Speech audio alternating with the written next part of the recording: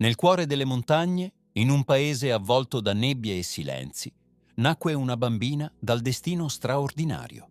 Il nome che le fu dato era Maria, ma il suo spirito avrebbe brillato con luce ancora più grande. Fin dai primi anni, la vita la mise davanti a prove difficili. Il padre, uomo di sangue e di orgoglio, portò nel cuore un tormento che finì per travolgere la famiglia. La madre, dolce presenza di amore, lasciò il mondo troppo presto. Il dolore avrebbe potuto spezzare l'anima di quella piccola creatura, ma dentro di lei ardeva un fuoco che niente poteva spegnere. Quando fu abbastanza grande da comprendere la voce del cuore, Maria sentì un richiamo forte, più forte di ogni altra cosa. Era il richiamo di Dio, la voce che sussurrava al suo spirito di donarsi completamente. Chiese al padre di entrare in convento, ma lui rifiutò con durezza. Non voleva perdere la figlia. Sperava che il tempo e le feste potessero distrarla, che le risate e i balli cancellassero quel desiderio. Ma il cuore di Maria non si lasciò confondere. Un giorno, un predicatore parlò con parole di fuoco, accusando coloro che impedivano ai figli di seguire la via di Dio. Il padre, colpito da quelle parole, cedette.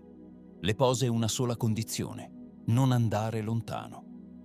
Così Maria si avviò verso un monastero, con il cuore colmo di gioia. Quando ricevette l'abito, prese il nome di Giovanna Maria. Ogni giorno, in quella casa di silenzio e preghiera, il suo amore per Dio cresceva. Ma non fu un cammino facile. Presto si accorse che il monastero, invece di essere un rifugio di pace, era pieno di lotte, invidie e sospetti. Un giorno, mentre leggeva la regola davanti a tutti, la sua voce si spense.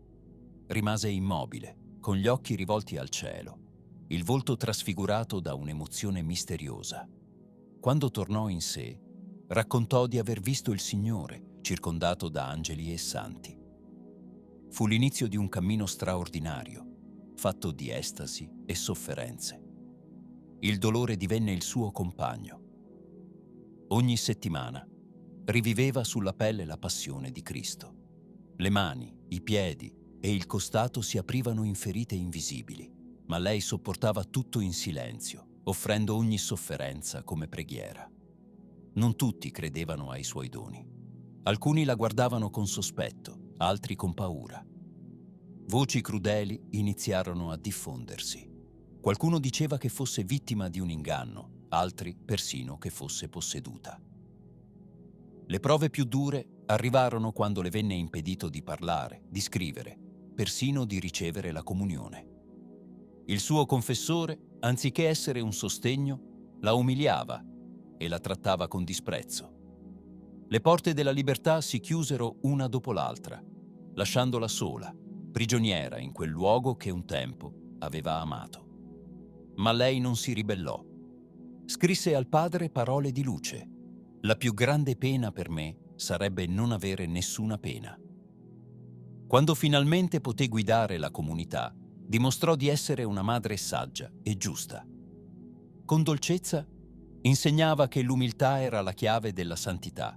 Non temeva le difficoltà, non si lasciava abbattere dalle accuse. Quando la fame colpì la terra, aprì le porte ai poveri, donando loro ogni risorsa disponibile.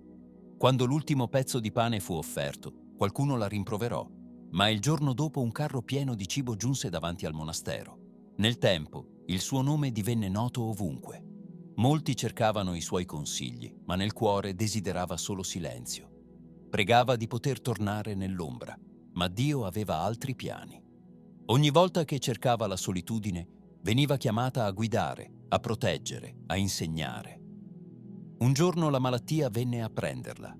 Il corpo, provato da anni di sofferenze e digiuni, non aveva più forze.